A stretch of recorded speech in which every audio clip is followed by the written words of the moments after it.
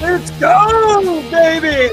Horror 365 is live! Wednesday night in the house. Your boy, Mouthpiece of Northeast Indiana, alongside with the Bullet Boss, the anesthesiologist Swift Knox, and the one and the only, the true Punisher himself, Gabe, Big Gabe, back in the house. We don't know who's going to jump on today.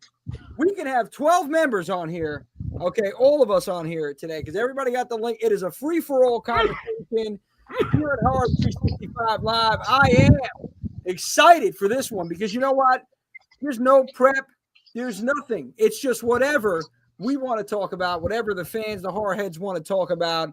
It's the end of June. We're going to be showing everybody what we have in the May. End of May. Well, this is why I'm losing track of days, time. End of June. We haven't even finished May, Jimmy. No, June. What I meant to say is that June, we got the schedule lined up for that month. So we are rocking and rolling over here. Let's check the infamous chat. Who do we have up in here? We got Mama Swift in the building. As always, Mom, what's going on? Welcome. Lady Terror. Oh, Lady Terror, how you doing? CJ Steiner Recliner. We're going to do a little Steiner math, baby. Let's get it. Oh, yeah, that's the man. Spooky. They move closer so you can see some of these messages over here. Oh, look who's back. Paige. Paigey, how you doing? Thanks for coming on. Wait a minute. And look at this immediately. There he is. The one and the only. Killer B. Killer Point of View Network in the building. And I told you it's a free Killer Point of View. How's it going? Good. All's well, man. Thanks for joining us, man. How you doing? How's everything? It looks listen, from the looks of you, it looks like you're ready to start some trouble and try to dip out. There's no way to run. There's no way to hide. You're here live, and we finally got you on the air. Good to have you.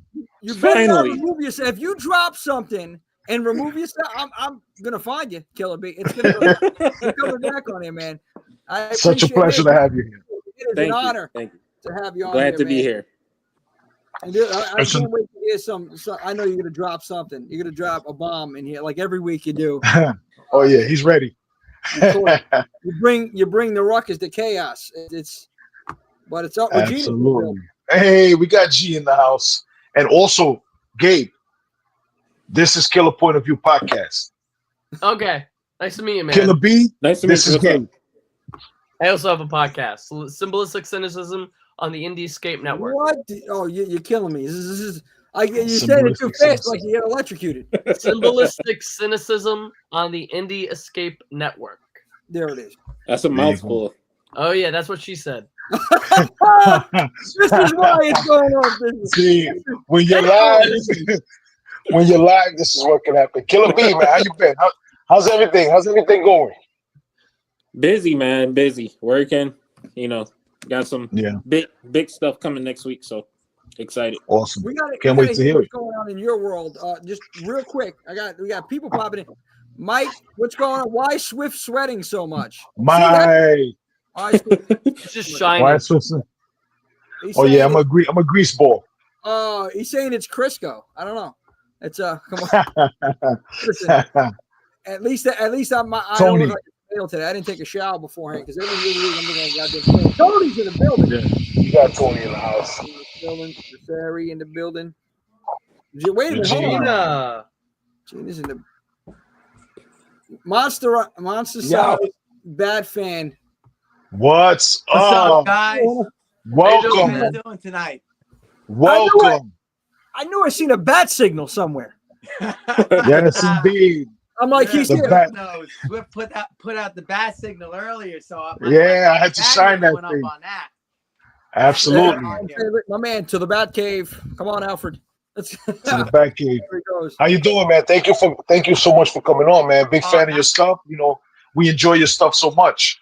Oh, that's awesome, man. You guys pump me up. Always hopping on the page and giving a shout. I love all things, Batman, but I also love, the monster realm and the horror realm. So what you guys do is awesome. And yeah, I've been enjoying these live streams, guys. Oh, So thank you so much. Thanks for getting me involved. I just wanted to hop on for a little bit, hang with you guys. Yeah. Oh, thank you. Thank you, bro. I appreciate that. And having you two here, Killer B in the building, Killer Point of View. Finally, yes. Finally in the building. So, dare I ask, what do you guys want to talk about? Because I'm a little nervous to ask that question right now, because there's a lot going on in the horror world, and I've said this before so many times. It's never been a better time to be a horror fan. I almost got crucified for saying that. Somebody had sent me a message like, yo, you're out of your mind. It's the 80s, and I'm like, well, I get it. I love the 80s, but I mean, look what we're doing now. Look what we have going on here for the past 7, 8, 9 years. And it's just continuously getting better. And I feel like this is the new 80s, but amplified because, we're getting better. We got better technology. We have, different ideas, more original scripts. And we're getting a little bit of everything. Like we're getting some quality stuff and some major franchises are coming out with some other films, but we're also getting some shit. And that's the same thing like what you had in the 80s. Serious. But you know what? There's no shortage. And that's what I love. And that's, what do we got? I saw Final Destination 6 again this week. Okay. Because I didn't get to fully enjoy it the first time because of my OCD, but I appreciated it more. I enjoyed it. I actually cried this time when Tony Todd did his farewells. So it was it was a much needed viewing. I needed to catch. Much needed in theaters. And Sinners is coming on digital next week, so I'm glad I got to see it in theaters. Yeah, it's so funny. Film. It's so funny because just not this weekend that just passed, just the weekend before. Sinners opened. They opened more screens for Sinners. For IMAX. So one reason. Well, I heard it was more screens. Period. That's what I heard. Yeah, that they just opened. I forget what movie left the theater, and that Sinners took over that. I could be mistaken. That's what I heard. But maybe for IMAX. Maybe. But from what my understanding, it was that it opened on more screens. Whatever movie left the theater. That went into place. Well, Sinners actually is now one of the top grossing R-rated horror films of all time, apparently. Really? In the 15 highest grossing. We got a couple things in here, guys, I want to get to real quick. Yeah, somebody's microphone is coming out a lot like I'm picking up somebody's mic. Is that me? Yeah. Now you sound better, Swift. You sound a lot better on there. What do we got? Let's see what we got. June 3rd, DJ Steiner. June 3rd. I gotta say, Titi, what's going on, Titi? I appreciate it. I love you. Thank you. Hi, Titi. That's it. What we got here? Okay. Thank you for the support. Thank you for all the support. Yeah, I just saw Final Destination Bloodlines this past weekend. It was really good. Okay. All right. I gotta say this though. It's. And we're going to get into this conversation. Killer B, I know, is going to drop some gold here with it. I think there are a lot of things that are overhyped. Certain things are overhyped. I liked Final Destination. I really did. And I talked about it last week. I talked about Part 6, but I'm seeing some people saying it's better than the original, better than the second. You guys must have been watching it on some serious Rick James cocaine because there's no way. There's no way. It's one hell of a drug. I never took it. It's all natural energy here. But I'm telling you, there's no way it's better than the original too. It's a great movie. Uh-oh. Jimmy, I'll disagree with you because there's a lot of I think there's a lot of there's a belief, and I'm gonna get a lot of hate for this, but there's a thing engraved in our minds that something's better because it came first. I don't think the original is always better because it came first. Thank you, Killer B. Mm-hmm. I think that's a common mindset we put into people's heads and that people stand by. Yeah. But I actually, listen, I love the first one. It was legendary. But it obviously started it all, so it's unforgettable. But as a film, not as the one that started all, but as a film that I enjoyed, I'd say I like the sixth one even more than the first. And I wasn't even a big fan of the second. I believe I've said that before. Yeah, see, that's why I disagree. I put The first one was good. To me, the second one is my favorite. Mhm. And this sixth one was a disappointment. Really? Yeah, I like a lot of things they did in the movie, but it was ultimately it was a disappointment. I guess because I saw it so far after everyone else saw it, so I heard all of the praise and everything like that. So I wouldn't lie if I said I thought it was mid, but I was definitely disappointed. It was enjoyable, but it was disappointed. And I'm dying to hear what Killer B has to say because I heard if anybody didn't listen to the Killer Point of View podcast this week, they did their Final Destination franchise.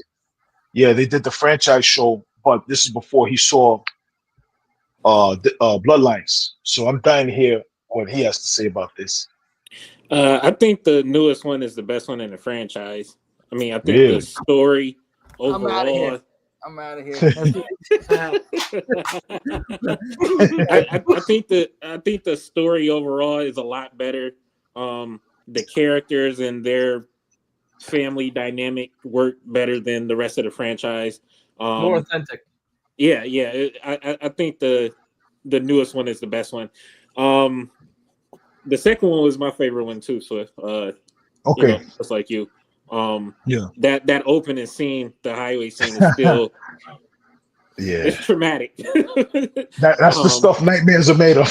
Yeah, for real. But yeah, I think the last one is the best one in the franchise. Just looking at it from a story point of view. Okay, as a movie, yeah. Yeah. I'm not good. It's subjective, so I don't want to hate. I don't want to really. This is me being a PC. That's it. It's subjective. I understand. No, but I honestly understand. If you guys love it, that's you. Me, I don't know. I want to get your opinion. Monster Eyes, bad fan. Yeah, I think I'm about to get booed. You about to get booted? Maybe you went dark. It's with his protection. He went in black. He went Batman to black man. You're too far into the cave. You're too far into the cave. Come on, Batman. Yeah, there's no service in the cave there. Well, let's go. While we're waiting, we got Turan. You guys watch? I still have to watch it. I heard amazing things. Great show. Listen, I haven't seen it yet. Someone was just telling me about From. They're like, yo, you gotta watch From. You gotta watch it. I haven't seen it. I know exactly what it is. I have not watched it. I haven't watched that, and I haven't watched Evil with Mike Coulter. I haven't watched that either. Same. Really? Yeah. Somebody told me I should watch that. It's amazing. Mm-hmm. I gotta check it out. There's a couple actually on. Again, I've been catching up on my infamous list here, but we have some movies I have to actually catch up on from Gigi because we're going to be talking to Miss Guerrero tomorrow. Yes, so I got to catch up on some of that stuff. But hold on, we have Paige. Sinners is hands down one of the best movies I've seen so far. Agreed. It's so long. Yeah. It seems to be one of those things, man, that everybody is saying the same thing, and it's rightfully so. So I was telling one of my friends at dinner tonight. I went out for dinner. One of my friends is a waitress there. I said, I said, do you see Sinners yet? She said, no, but I saw Until Dawn. I said, you got to see Sinners, and it's coming out on digital on Tuesday, but you got to see it in theaters at least once. At least once, you have to see it in theaters. Yeah, you do. It's a different experience. CJ. June 4th, digital. CJ comes out June 4th. June 3rd. Okay. June 3rd. Okay, it's the 3rd. Bloodlines was great. I saw it last week. We got Paige. Okay. Yeah. Rob, what's going on, Rob? Appreciate you jumping in. Rob. Great movie. Shout out to Rob. Listen, and the good thing is, sorry, go ahead with Tony, and then I'll say what I gotta say. I got you. Eli Roth. Okay, yeah, Jimmy and Stiggs. Oh, it does. I missed the trailer. I didn't see it. It's on YouTube now. I actually invested in his business, in this company. Yeah. The horror section. Section. Yeah. So we could talk about that a little bit. What was I gonna say about about Sinners? We are here. Like, you got the people who say, yo, listen, I was there. I saw Jaws in the movie theater. Or I saw Friday the 13th in the movie theater. We're here with this cultural phenomenon where we've seen Sinners in the theater. So we could count ourselves lucky. Some people, I saw Star Wars in the theater. This is our cultural phenomenon. Yeah. Because I don't remember a movie honestly this big and that had so many positive reviews in the theaters in a I don't know long time. You know, Yeah. I don't even remember what the last one was. If any one of you guys know, just jump in. And And it's not torn. It's like everyone who's seen it loves it. original You know, concept. Yeah. people may have a problem with something with a subject matter here or there, but nobody says, yo, this movie's ass. You know, everybody, Yeah. you know, universally, yo, this movie's fucking fire. Damn, I'm cursing. I'm sorry. No, listen, this is live. This is Anarchy Rules here, man. Everything right. I have Tourette's. So Yeah, just use that's probably properly. So wait. Yeah. What Wait. did you? Okay. Well, wait. Did you hear this? Oh, The ceilings. the That ceiling. Bloodlines. You know, I was It's just horrible to say this, but It's because they moved Annabelle. Annabelle got They moved stolen. that. Annabelle got stolen. Annabelle's she's on a worldwide tour. Apparently, CJ Steiner just asked this right here, and I can't say your name without thinking of Big Papa Pump. So here he is, CJ Steiner. Annabelle doing a world. Yeah, she's on a worldwide tour. As long as she's not coming to my house, I'm fine. Well, she's gone. She's gone. Somebody snatched it. Somebody stole her. Yeah, somebody that's what I'm jacked it. saying. Yeah, that's what she's saying. Somebody snatched it, and that's what During the tour. Yeah, during the tour, somebody housed that shit. They taxed it. Wow. They said, "Give me that." I just want to open my front door one morning and see a piece of paper that says "Miss Me" on it, and then I'm gonna go down to throw the garbage out, and she's gonna be sitting there. Yeah, like I said, they People crazy. that whoever took it. Have fun because we'll find them on the news soon. What was this? Oh yeah, the ceiling falling. Listen, this whole thing is wild. If I was in that theater, I would have never watched another Final Destination movie again because every time I watch it, something happens. Like even with the other, I'm hearing things on the news. Fucking tornado and over here. When is there a tornado in Pennsylvania? Like what's going on?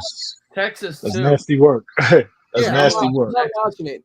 But I kind of feel like there was, there wasn't. I hate to say it. How do I say this in a nice way? The fact that the ceiling fell, but it didn't fall on nobody. And I don't want nobody to die. I'm not wishing death on anybody. But it's like, I mean, it would have made more. There would have been that exclamation mark on it, and people would have been more paranoid now about Final Destination if it had fell on somebody a little bit. Break an arm or a leg. Don't take them out completely. I'm horrible. I'm going to hell. But I don't know. It's just my sick brain. This is what I'm thinking. What do we got here? Brendan Gonzalez. My man, what's up? Good guy. Big dog, Brendan in the building. What's going on, brother? Great work. How's it going? Thanks for coming down. Absolutely. Killer B, what did you think of Sinners? Greatest movie of the year by far. Hands down. Okay. Yeah. It was longer than I thought it would be. I went into the movie completely blind, didn't see a trailer, Awesome. didn't see anything about it. Great movie. Wish I could have seen it more times in the theater, but I can't wait for it to come out on streaming. Yeah. Listen, at least you saw it the one time on the big screen, Yeah. I want to get That's all that matters. Hell yeah. You got to get, this is something you got to, I mean, I collect a lot of this, so the Blu-ray for sure. I kind of wish that they made, I don't know, maybe it's me, like VHS tapes of some of these movies that we have out here for nostalgia purposes. They call me crazy. I want to see grainy film for horror movies specifically. I like that grainy film, like just watching it and just old school. I don't know. But there's nothing like grainy Friday the 13th on VHS. Mm-hmm. Oh yeah, it's better than 4K. I don't care what anybody says. Friday 13th. I don't want to see the discolorization of this Robbie Morgan's neck. No, just come on. Oh, someone actually did. The missus is on here. Someone actually. Hey, what's up, Jay? How are you? Oh, she did get her. Okay, I feel a little bit better now, but she's okay. Now you feel better that she got hurt? No, listen. This is bad. I know people are going to start canceling me. I don't want anybody to get seriously hurt, but like I know. I'm just messing with you. The ceiling fell. Just somebody a little bit. You break a little finger. Okay. Yeah, it's the publicity stunt of all publicity stunts. Hell yeah. Yes. And you know what they also said? You know what they also said is that also seen that on the log truck. I seen promotion on a log truck for Final Destination. I thought that was genius. Oh, I I never got to send you guys that video. The video that happened in Pennsylvania, where the logs fell down from the overpass. There's a truck driving past on the overpass, and he dropped the logs, and it came down onto the roadway underneath. I thought I sent it to you. I never did. You may have. Yeah, and that was real. That was in PA. Yeah, no, that was real. Yeah, it was in PA. Fuck that. I'm not. No, these log trucks, man. That's. Oh man, yeah. I'm not understand behind. Not even like a gasoline truck. I'm not even going near that because next thing you know, you have one of these crazy maniac race car dudes that's just swerving through traffic. He hits the truck. It's like a Schwarzenegger movie explosion. Yeah. I'm not doing that, bro. I don't want to be. By the way, Monsterai's Bat fan tuned in the comments to tell us what happened. Oh, awesome. All right, cool. You're out there guys, lost the signal there. Okay. Was just saying I'm the 80s horror. Okay, yeah, 80s fan. I must admit, not as much into modern horror. I'll join the next classic horror panel. Absolutely. No worries, brother. I appreciate you. No worries at all. Listen, you're still welcome. Absolutely. And you know what? You're just hanging out. Yeah, hell yeah. That's it. And please feel free, Killer B, cut me off at any time I talk too much. Well, listen, before Killer B starts his killer shit, you know, I gotta say this. Yeah. Final Destination has my man Killer B right here, afraid to drive behind the ice cream truck. You know what I mean? Mr. Softy has Killer B shook right now. Oh, man. He's thinking about ice cream cones a whole different way. No. Listen, I don't want to be behind any truck. Okay. Yeah. The semis with all the cars on it. No. Oh, that's another one. Thank you. It made me think about the scene in Bad Boys 2. Bad Boys 2. The cars flying on the highway. Yeah, no. I'm not about that. Those things terrify me, I think, more than the log truck. The trucks with all the car, because I'm like, how is this holding up? And that in these trucks with the oversized loads, they have the house on them. Yeah. I'm like, this shit, if this comes off, I'm visualizing this thing going off, people go all over the highway. I'm seeing everybody's in trouble. I'm seeing bloodshed everywhere, man. It's not good. Wait, Jimmy, what was that you said about oversized loads? I'm just kidding. Well, you should know, Gabe.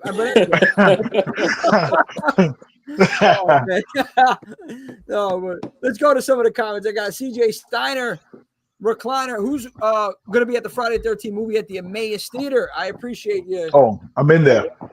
Thank you. Yeah, I'll be there. I know Swift is going to be there. Some of the whole team. Most of the team, the girls. Yeah. Kristen, all the girls are going to be there, I think. Black Dahlia is going to be there. Creepy Betty's going to be there. Horror Daddy 85 is going to be there. Where is this going to be? This is Pennsylvania, the Emmaus Theater. Yep. Okay. Gabe is going to be there because I'm going to make sure he comes out. You're going to have to drive me out. No problem. There it is. What day is it? It's Friday 13th. We'll work it Friday, out. Let's be in touch. June 13th. Work it out. Yeah, stay in touch with me. Yeah, absolutely. I might have to work some films next month, so let's work it out. Oh, okay. Yeah, and I don't know my schedule, but if you can drive me and drive me back or get me back, I'll listen. And we go pick up Killer B at the same time. For sure. Yeah. I mean, he's only You're only like 700 miles. That's it, man. It's a little ways away. That's a hop, skip, and a jump, man. Come on. It's a hell of a hop, skip, and a. Send over. I'm gonna go back miles. I'm gonna send you the Bill and Ted phone booth, and I'm just gonna get you over here ASAP. That's it. Oh man. It sounds like I want to mention when I went to see Final Destination's Bloodlines the first time, my friend Andrew, who's one of the PAs on Terrifier, was there. Oh shit! Okay. Yeah, he lives not too far from me. So when I went to see Terrifier 3, he was there with his whole family. So it was family affair. Same exact theater. Terrifier 3 and Final Destination Bloodline, same exact theater in the movie theater, and we sat together. So it was nice. Where'd you go to the city? No, Lynbrook, New York, Long Island. Okay, all right. Oh yeah, remember? Awesome. I miss Mr. Softy. PA. Well, listen, Mr. Softy was that dude. Yeah, but now we have some bootleg trucks. The themes are like they're playing themes in MIDI format. I don't know if anybody remembers MIDI format. The MIDI themes. MIDI. Yeah, the MIDI audio. Midi-chlorians. It's Mandalorian. No, I don't even know. Midi-chlorians. Midi-chlorians. Okay, well, whatever it is. Gabe Madness. Oh, God. Lauren. Back in here. Average superstar. I love you, bro. Average superstar. What's up, bro? Yo, Killer B, I want you to Another filmmaker. let everybody know, because you're on here every week, man, jumping in. I want you to take the floor right now, man. Let everybody know about what you have going on. Podcast, everything that's going on in the world of Killer Point of View Network. It's a lot. So we drop a podcast every Tuesday. We have a pretty busy summer. I can't announce some things just yet, but we got a lot dropping next week. I'll say that. I'll say that. Okay. No spoilers. We don't get any exclusives. Oh man, Can't give anything away. Oh my God. It's like, yeah, no problem. F you, Jimmy. You're not getting no exclusives. No, it's all good. Just staying busy. Trying to put out business good. You know. Rebecca Hope's in the building. She says, "Hey, Swifty, baby." That's what she Hey, said. Rebecca. What's up, Barbie girl? How you doing? Thanks for coming out. Appreciate you. Haley in the building. Haley Freeman. We got Haley in the house. How you doing, Haley? Matt. Matt, Big Matt. Big Matt, you've been getting busy, man. I see you.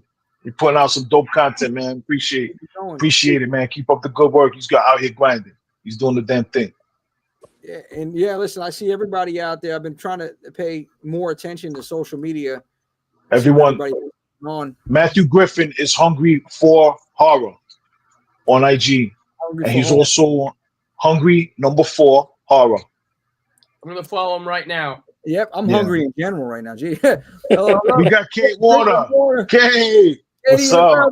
Nice, Kate. Maddie, Matt.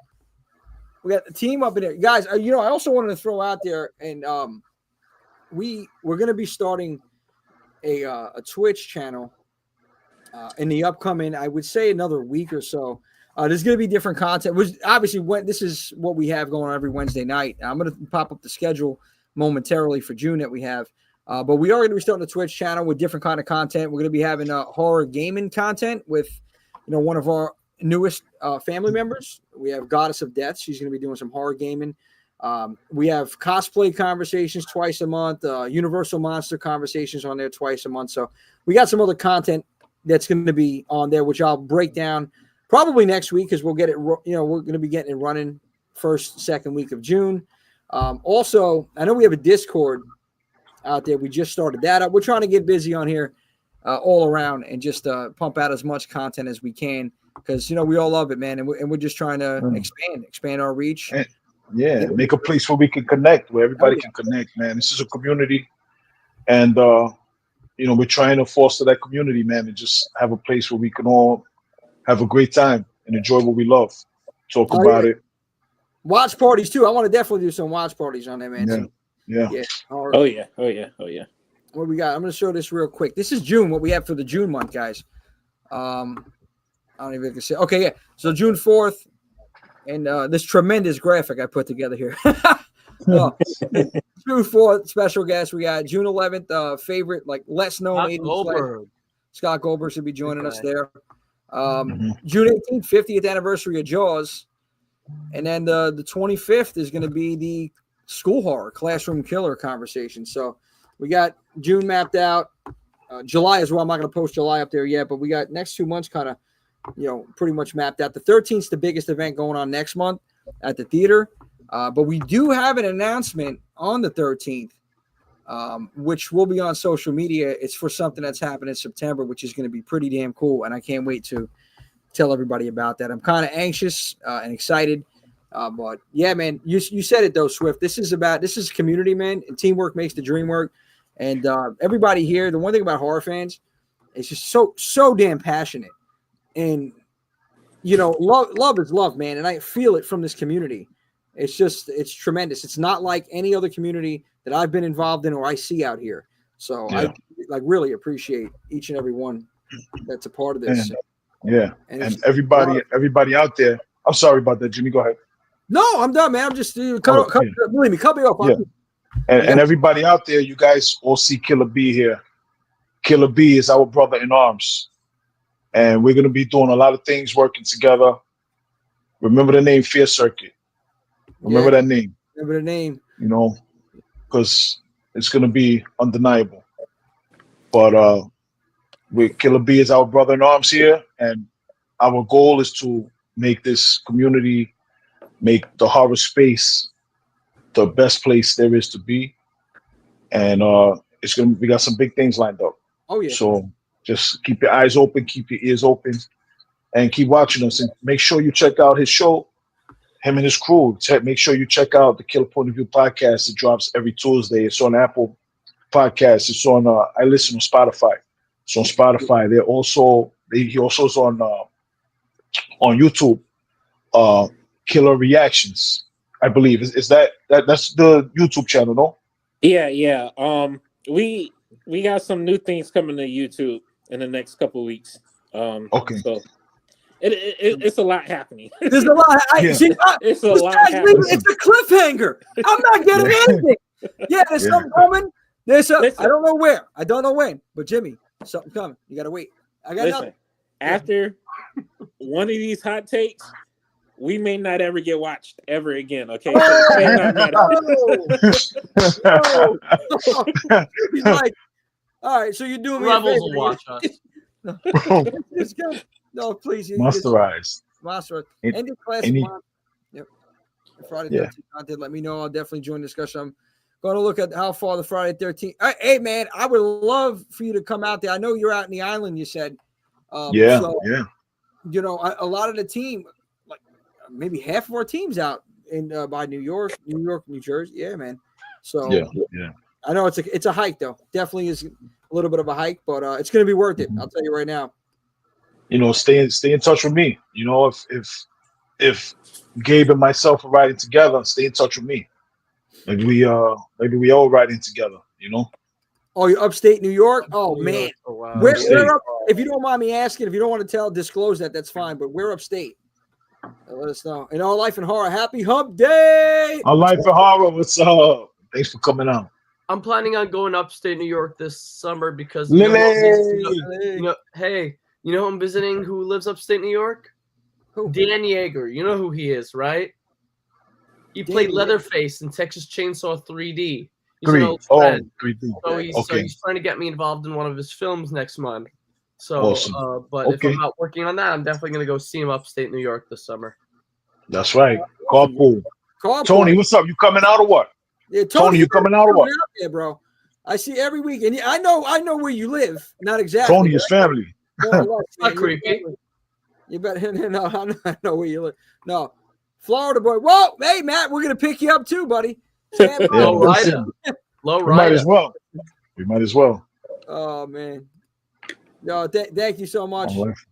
Hit that like button, everyone. Yes, thank you. And please hit the subscribe. Thanks, share it to some of your friends. If anybody you think would like our content, share it. Let them know, bring them in. Just tell them, we're just here to have a good time, talk horror, talk the things we love, and discuss some hot takes. Yeah, I'm glad you mentioned that. I want to get into it. I want to drop some juice here. The juice is going to be loose. Somebody is going to tell us, I need a hot take. We need to get this conversation going. Anybody in the chat, anybody over here, you three, somebody, let's get this going here. I need a hot take. I need a topic of discussion. What do we want to talk about? Because, there's plenty of things going on in the horror world now. Yeah, horror success is big right now. Well, let's talk about the upcoming sequels and TV series applying to horror sequels, like the the new It TV show. All right, okay, welcome to Derry. King's It Part 1 and 2. I think Crystal Lake is finally the Crystal Lake is finally I saw the set. They're finally building the set, so that's finally in pre-production. I mean, you're building a set. Just go to a camp. Right? I was gonna say, but they probably shoot some of it outside on a camp, and some of they want it. Sometimes they don't get what they want in terms of structure indoors, so they build the sets and they film some of that somewhere else. What do you think about this Crystal Lake series? I want everybody's take on this one. You think we're going to actually get something of substance here? I mean, I know people are going to be watching just because. I like, because of the timeline, I'm confused how it's going to be, like, unless they show Pamela's like killing spree or the past of her son, like unless they take it into the franchise's story, like go into the franchise's timeline, I don't know how they're gonna make it eventful. You know, it's got to be a really good script and a really good story for them to. Because like if you actually look at the franchise, nothing really happened except for that one murder that she killed earlier on, like in the 60s, until they reopened the camp. So if it's a prequel, how much can they possibly do with the story, you know? You pumped about Crystal I'm Lake. very curious. I'm very curious. Awesome. I mean, there's some hot takes we're going to get to in a second, but talk about Crystal Lake real quick. Tony, you're still with this one. You should have went to Camp Nobi, but yeah, I wonder why it looks similar, Tony. Yo, Jimmy, if you can, drop the link in the chat too, so anybody could come in if they want to, they want to vocalize their hot take. Yeah, I'll drop the link in there. Yeah, you know what? Let me drop the link. It's going to be awesome. I'm looking forward to Pamela's backstory. Listen, I would be looking forward to it too, but I've lost all confidence. I've lost all hope because of the development hell that it's been through. You know, when you take too much time on doing something, it usually doesn't turn out the way it should. I disagree because there have been sequels that have been hiatus for years, and they finally got around to it, and they were successful. Or maybe a few sequels in after those sequels were canceled, it was successful, like Saw. But I'm saying, like, because and then now with the 11th Saw, and the script is supposed to be amazing, even though it's in development hell right now. Yes, not development hell. More, it wasn't a creative thing or development. It was more because of the producers feud. But if they might make it a little bit of a drama, because if it's about Pamela's downfall after the death of her son and her son's backstory as a kid, I can only see it being more of a drama than a horror, to be brutally honest with you, pun intended. But a lot of them are. Like, I think what was Bates Motel like that? It was more drama based. But same thing with Hannibal. Yeah. Same thing with Hannibal. That works. It works. Hannibal was my favorite TV show of all time. So who knows? Yeah, if it's well written, it works. What do you think? Amazing show. What, Hannibal? Yes. Yes, one of the best shows ever, the most beautifully directed and shot shows on television ever, by far. It's my favorite one. More than Breaking Bad, my number one favorite TV show of all time is Hannibal. Wow. Oh, okay. To take right there. All I would say, or it could be retelling like Bates Motel. Yeah. Hey, real Queen of Horror in the building. Hey, what's up? Thanks for coming. That's real Queen of Horror, Z. Thank you so much for showing us some love. I'll be flying back from Vegas the 13th. I'm missing it. Sadly, I'm missing it. But flying. Shook. Yeah, man. Yeah. Oh, God. Just don't watch Final Destination before you get on the plane. Yeah. Listen, there's nothing to worry about with Killer B on the case. That's all I got to say. That's all I got to say. Crystal Lake series. I'm looking forward to Pamela's backstory, says Caitlin. Everybody follow Red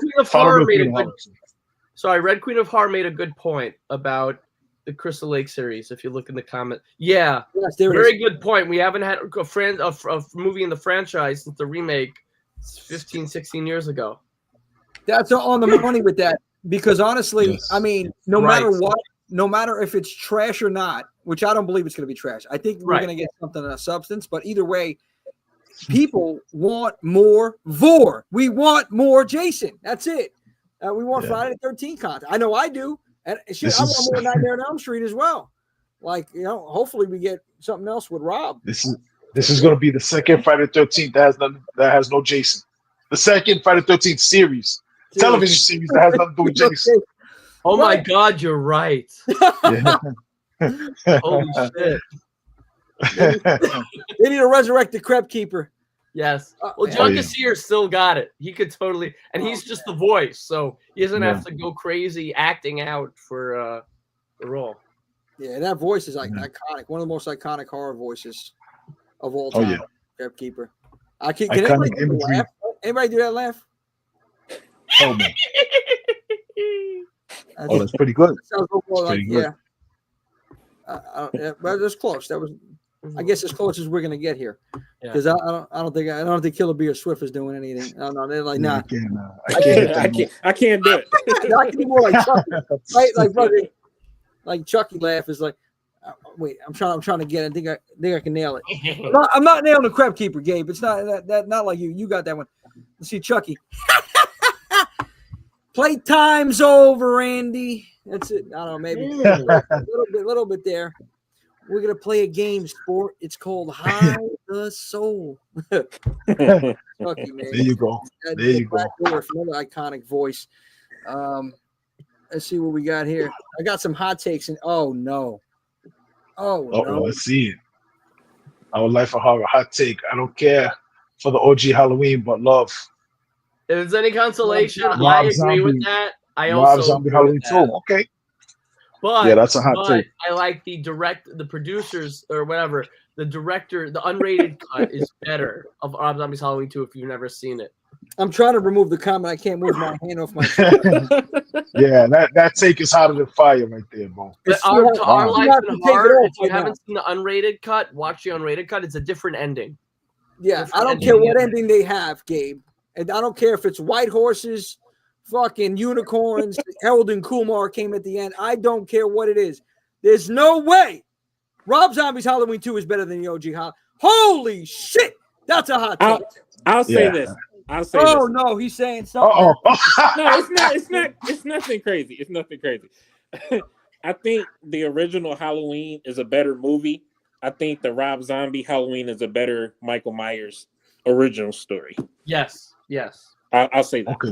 Origin, Yes. I have to, because he gave it. I do agree with that, because you know what? I am a fan of the Rob Zombie films, both Halloweens, and people hate me for that.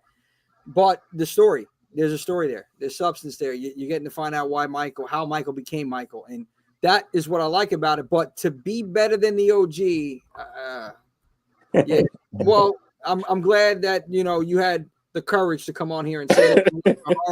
So congratulations to you. But when you start getting hate mail, it's not my fault. That's it. Oh man. Let's see. We got something else I think going on here. It was another hot take I seen somewhere over here. No, flying. No, maybe that was it. Crystal Lake. No, I think that might have been it. Let's see if we got some other comments rolling down here. And by the way, Mama Swift, great job at posting the links up here. I appreciate all your hard work. Thank you so much, Ma. Yeah, you're killing him, Ma. Let's see. I hope it doesn't get okay. Yeah, I just hope it doesn't get tamed down for TV. I want good kills and sex. I mean, you gotta have it. Well, I like good sex, but not necessarily. It doesn't have to. I'd rather it be in real life than a TV show. What is it coming on? It's coming on Paramount, right? Whoa, Gabe, I can tell. I mean, I don't mind it in a TV show, but I prefer it in real life. Oh boy, amazing. That's coming on the Paramount Network, no? Gabe said, Peacock. yeah. Oh, Peacock. Oh, okay. Damn, I thought it was the Paramount Network. Okay, Peacock. All right, yeah. Nah, we might get some kills because that the John Wick series, the Continental that came on Peacock, they had some good kills and they had everything. Also, James Wan's show Teacup was very graphic. I didn't watch it, but I know they had to block out stuff on social media because of how graphic it was. Okay. Like some of the scenes. I love that show. I have to watch it. I'm upset it got canceled, but I still got to watch the first season. Okay. Yeah. Let me. Wait, what did this say? I'll pop it up there. What were you saying, Swift? No. What do you guys think about this new business strategy that these filmmakers have adopted? Like Eli Roth has done it with the horror section. Robert Rodriguez has done it with Brass Knuckle Films. What do you guys think about it? If you guys aren't familiar with it, it's a new business model where it's not really crowdfunding, but they give you a chance to invest in the company. And it's like being a shareholder in the company. And whatever projects come out, you kind of, if they make money, you make money too. So it's kind of like you're a shareholder in the company. Like I said, it's Robert Rodriguez, his is called Brass Knuckle Films, like action films, his type of style. Yeah. And Eli Roth's is called the horror section. Like that Jimmy and Stiggs that somebody mentioned earlier, I forgot who it was. That's, I think, his first project for the horror section films. What do you guys think about that business model? I like it. It's Mhm. it's almost like giving back to the horror community. Yeah. I mean, who wouldn't want to invest in a horror film Yeah. or something like that? You know what I mean? So, and I feel like like an independent film could get a bigger budget, because more people will want to help and stuff like that. So, I like it. Yeah. Yeah. Yeah. I mean, It's I'm pretty already much like, invested in the horror section, so you can tell I like it. yeah, yeah, absolutely. Jimmy, what do you think about it? I think it's smart. I think it really is smart. Now, let me ask you this, because I didn't really look into either or. I've heard of it. I know what they're doing with, like, it's great that you're getting a kickback. Do you have any sort of say in creative? I mean, It ideas? depends on the donation you make. It depends on the Okay, so donation there's you make. levels. I would assume. Okay, so depending on, like, because like when it's the same thing, like kind of what they do. Well, it's not the same thing, but like when you're crowdfunding and you're a producer, you're paying more, and then you get more perks for that. But in this case, if you're paying top tier, I'm assuming that you have a say in creative, and maybe And you get invited to everything. You get a part of everything. Like from what I did, the lowest one, which is 100 a person. Okay. I did 100. The next one is significantly more, but like I still get to join the live chats. Like they like I get to chat, not visual, but like when he does the live streams, like in addition to getting commission when it makes money, like when Eli Roth, and like they'll respond to comments. So Eli Roth responded to one of my comments because when I met him in March, I realized he's a big fan of Alan Sherman that I'm a big fan of. So I made, I knew what to appeal to, and I said I can use any of Alan Sherman's music in your movies, and he's like, and I heard him at one point said, I just saw somebody mention Alan Sherman's like, if I could, I would use Alan Sherman. This is what Eli Roth said in every single one of my films, because like, he's a huge fan of that. I used to sing his music on stage when I was a kid. I love that. Wow.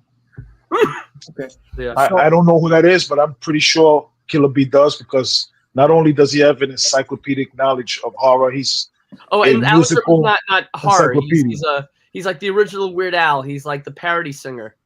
Yeah. Like hello, mother, hello, father. Okay. Yeah. Okay. Yeah.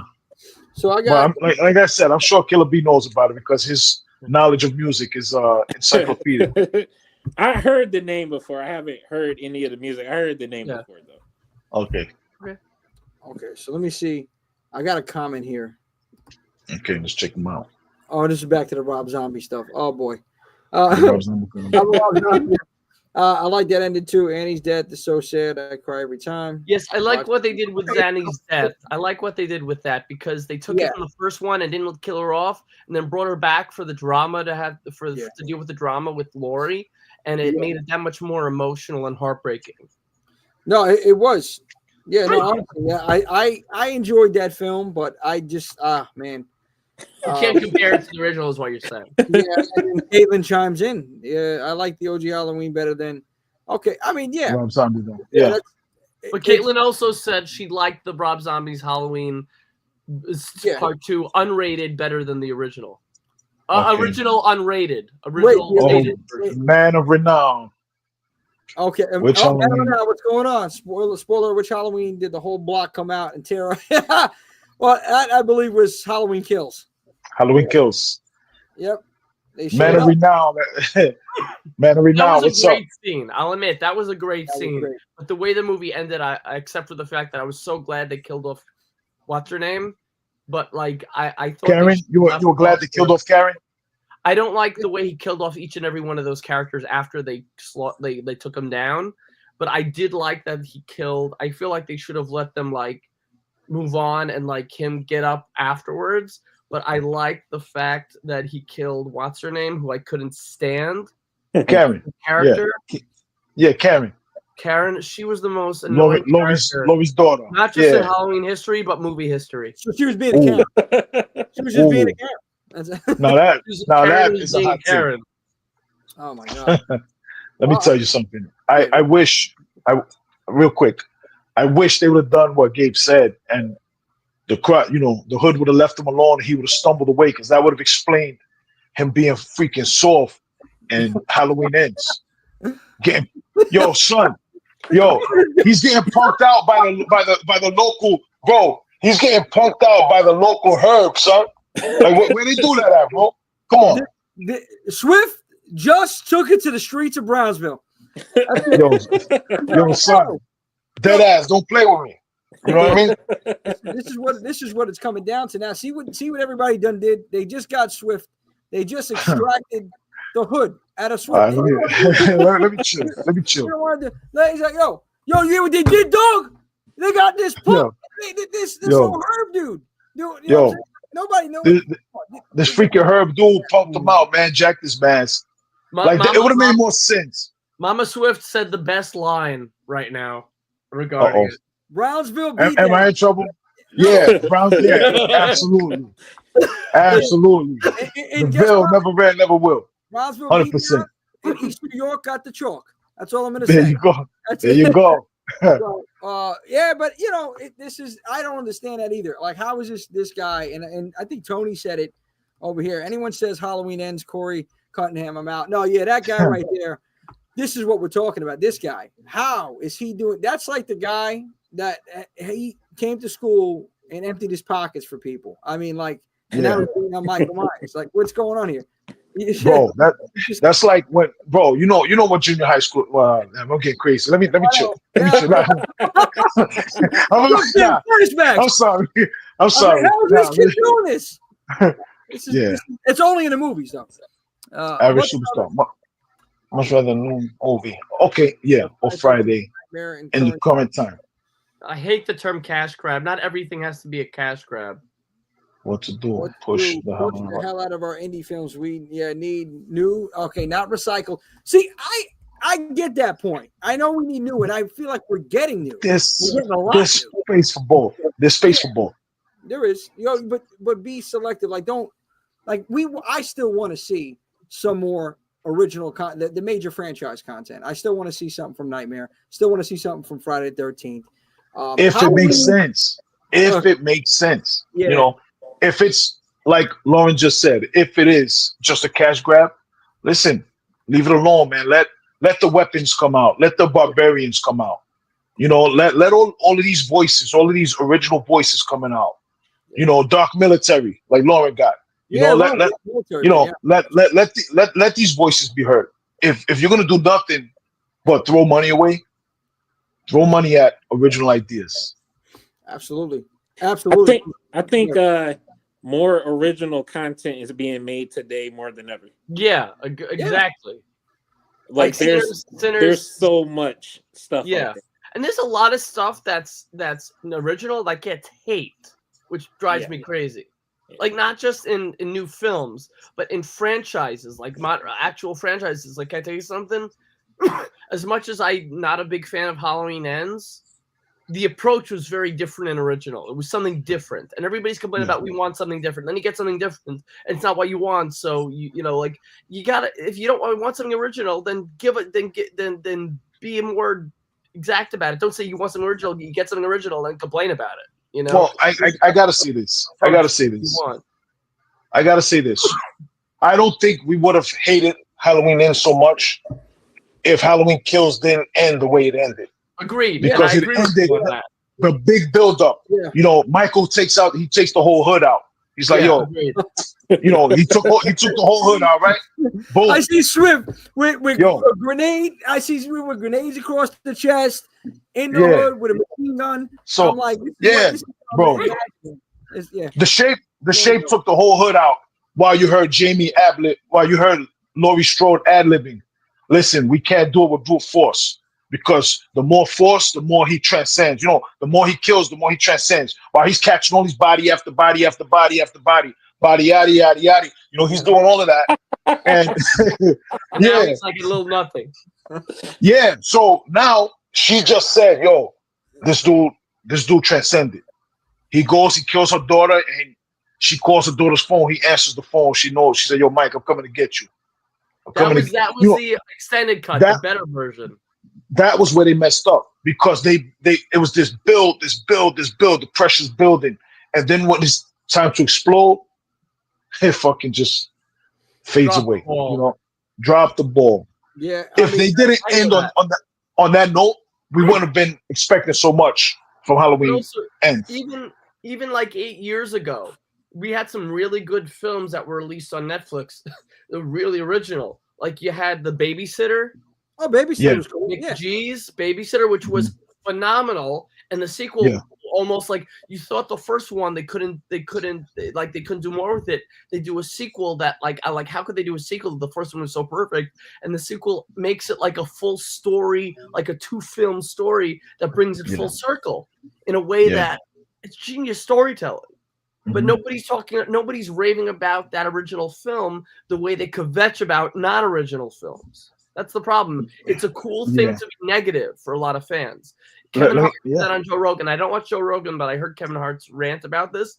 It's become cool to be negative, and it's so unfortunately true that people would rather kvetch about or complain about the things they don't like than the things they do, than brag about the things they do like. And that's a big problem, unless it's older. But I'm talking about the new films.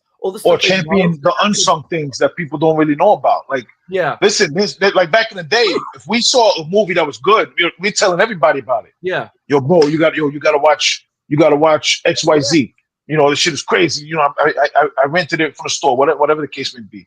Yeah, it was on late one night. I was watching it. Yo, the shit blew my mind. You know, like, and you know that's how it used to be. Now, like you said, the only thing you're hearing is negative stuff. You know. Can I say one thing about Halloween Ends? I didn't like the movie either, just because of how it was marketed. I think it's a horrible Halloween movie, but it's a good horror film. Yes, that's agreed. Yes, I agree. Yes. I agree. I agree. Yeah, that I can agree with that. I will say the trailer for it was fire. And the movie was disappointing, but the trailer, when like they tell John Carpenter, don't go too overboard with the music, and he just like some epic orchestra Halloween music, and it makes the trailer look so good, like it's a crazy Michael Myers film, and then Michael Myers is barely in it. Then again, if you think about it, he was in it more in Halloween Ends than he was in the original Halloween. It's true. Yeah, wow. That's Talk true. about hot takes. Holy moly. But he didn't get his ass beat in the original. Yes, he did. True. I mean, he got shot 6 times. Listen, he got clapped up. You know, he got clapped up. He got Swiss cheesed out. He fell off the balcony, and he still went out like more of a G than he did in Halloween Ends, getting punked out by the neighborhood herd. Yo, him and 50 Cent got a lot in common.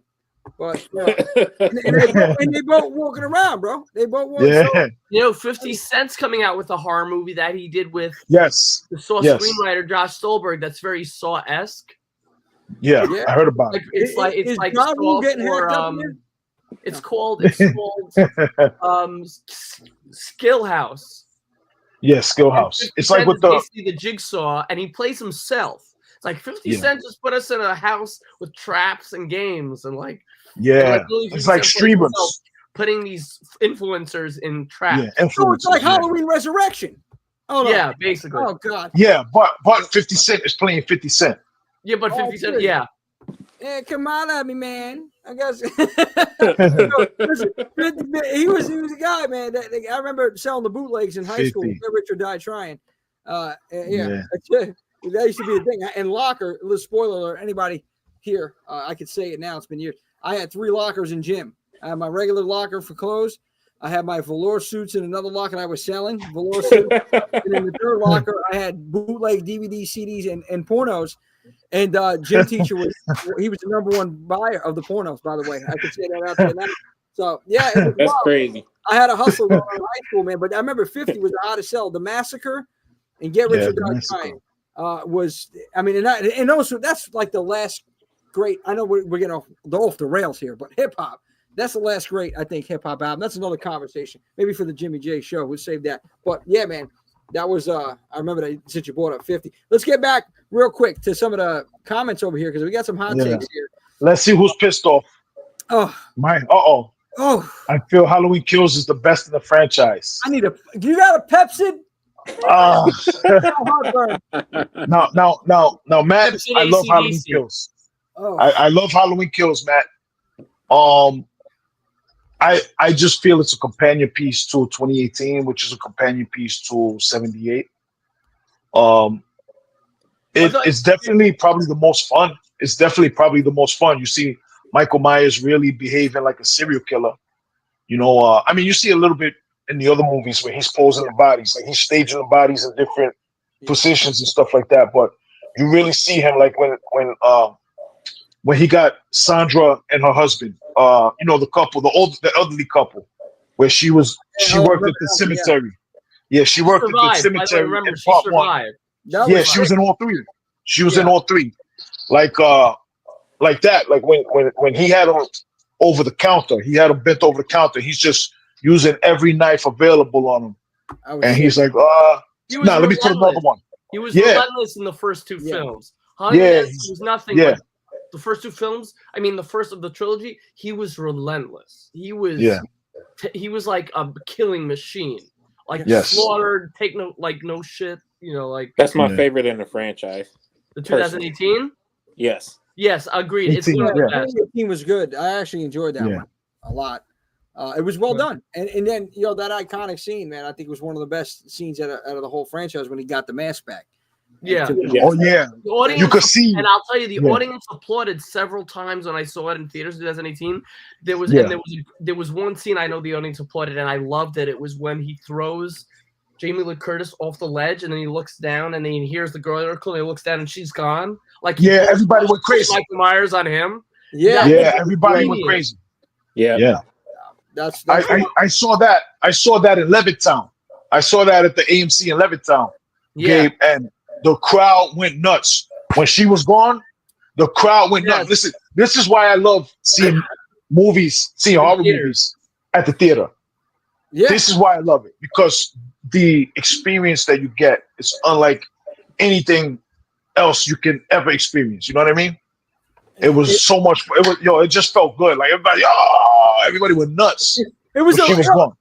I mean, it was a storyline. It was like a wrestling storyline almost. Like like a match. But because now she got him back, and now it's her turn. But that was that movie 2018, and it's so tough. I don't know if that's a hot take, man, because that is one of my favorites of the franchise. It is one of my favorites. Yes, the 2018 one is one of my favorites. It's definitely one of the most fun.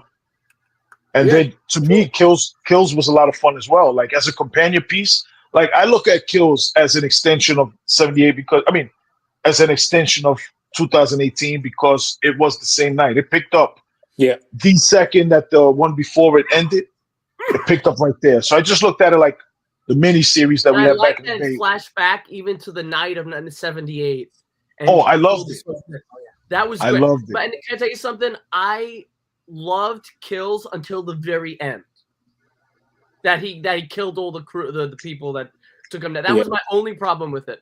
But it took a toll on me about the movie. But I love. Oh, I will tell you, my other problem with the movie is I didn't feel Donald Pleasance, the Dr. Loomis character, looked enough like Dr. Loomis. I felt I was not happy with the way he looked, but I liked his presence in the film because originally David Gordon Green was gonna put or whatever Daniel Gordon Green, whatever his name is, was gonna put David Donald Pleasance's character in 2018, but John Carpenter told him to pull him out, to not do it. And then they did it in Halloween Kills. And I wish they did it in 2018. They had his voice in there, like a fake voice. Yeah. I love that they actually brought him in for flashbacks because that was very special. Because Dr. Loomis, one of the greatest characters in cinematic history. Yeah, I thought the Loomis was actually pretty on point with that one. But I thought so too. Masterized Bat fan. What is he talking about? Let's see. Halloween marathon. He saw all the original movies. Had the Michael Myers mask, Fangoria issues in the 80s. Dude, we gotta get you to show some of those Fango issues from the 80s. I have some of them down in my closet. I have like my drawers. I have like over 100 Fangoria issues. Some of them they back to the 80s. No way. Yeah. Well, we gotta bring some out too next time. I'll bring some out next time. Yeah, remind me. Yeah. We got some of the comments. So Bat fan, let me tell you something. If you're gonna do a marathon, I would urge you to watch 78. You can watch Halloween 2. And then I would say skip everything else and go to Halloween 2018. Halloween Kills, which was 2021. 2021. And maybe that's where you stop. Maybe that's where you stop. She's like, no, I don't think you should. Maybe that's what you stop. No, make him watch it. I have a hot take that you guys are gonna be mad at. I cannot make him watch it in good conscience. And they gave us with that. I want you to see that. Yeah, What's the hot take? Yeah, let's hear the hot Hot take. take? Gabe. Okay, first of all, I have to say this first. For me, Halloween is not Michael Myers. It's not Laurie Strode. It's Dr. Loomis. Dr. Loomis is what makes my Halloween for me. He was my favorite character, not just in Halloween, but in some of all of cinema history. So his presence in the original sequels in the franchise is what made it for me. Yes, I love Michael Myers, of course, but if it wasn't for Dr. Loomis, I wouldn't have loved the Halloween franchise like I do. So for me, and some people are gonna hate me this, 4, 5, and 6 are my 3 favorite Halloween films next to 2018. Oh, there's nothing wrong with 5, that. 6, and 2018 are my favorite Halloween films. That's not terrible. That's not terrible. There's nothing wrong with that. Yeah, because Dr. Loomis's involvement is what made Halloween for me.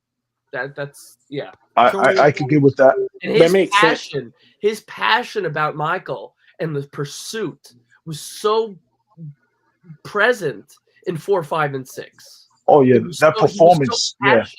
And that's what made him such a good character. And that's why I love 4, 5, and 6. So yeah.